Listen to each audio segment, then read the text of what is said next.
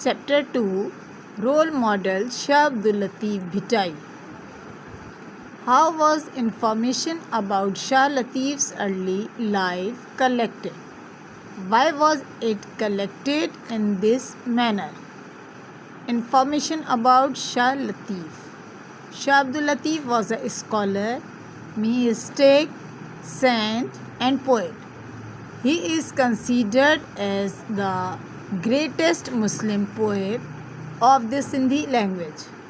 The information about Shah Latif has mostly been collected from oral traditions, information passed from one generation to another by telling stories. The information was collected in this way because at that time there were no sources of collecting data in black and white. तहरीर करने को लिखने को कहते हैं black and white. The only way to pass the information about anything or anyone was the old people who had heard these stories from their ancestors, Aba Ajdad, forefathers. Question 2. Why is Shah Latif called the Saint of Bhit? The Saint of Bhit. In 1742, Shah Latif left his home and went to live on the mount near his village. A mound of sand is called Bhit in Sindhi due to the fact that he lived the rest of his life on the mound. Shah Latif came to be known as the Saint of Bhit. To this day, he is famous in the country as Shah Abdul Latif Bhittai or Shah Latif of the Mound. Question 3. Why did Shah Latif not marry again after his wife died? Reason of not marrying again. In 1713, the Sufi poet married with Bibi Saida Begum. She died at an early age without having any children. Since Shah Latif's heart turned more and more towards religion and devotion, and he felt restless and found it difficult to live a normal domestic life. For this reason, he did not marry again.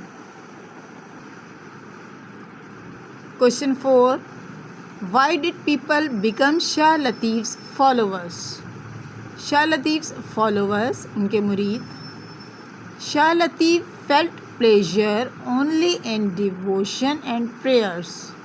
Due to it, his spiritual power grew stronger, and so much so that people began to be attracted towards him. Anyone who came to him was strongly impressed by his gentle ways, and his followers increased day by day. Question 5. What does Shah Latif's poetry and work tell us about his knowledge and skills? Shah Latif's poetry and work. Shah Latif was a Sufi saint and poet. He had a deep knowledge of the Holy Quran and Hadith. He was a skilled mystic poet. He composed poetry in the praise of God. He wrote verses in the language of common people. He was also a musician. He made music of his time very simple. He also invented a musical instrument and called it tamburo. Question 6. Name the places in the text mentioned in Shah Latif's poetry. Why do you think these places have been mentioned by him? Places in Shah Latif's poetry. The places mentioned in the poetry of Shah Latif are Istanbul, China, Samarkand, Rome, Kabul, Kandahar, Delhi, Deccan and Sindh. He mentioned these places because these places were the centers of learning and knowledge at that time. Can we put this message into practice in today's world? If yes, how? If not, why not? Shah Latif's message in today's world. Yes, we can put this message into the practice in today's world as there is need of love and peace among the humans. We are passing through tough time in this. Tolerance is needed more than ever. So, in this time of unrest, Shah Latif's message of love, peace and brotherhood can be the key towards peace in the universe. Question 9. What do you know about the poetry of Shah Abdul Latif Bhittai? The poetry of Shah Abdul Latif. Shah Latif was a Sufi saint and poet. He had a deep knowledge of the Holy Quran and Hadith. He was a skilled mystic poet. He composed poetry in the praise of God.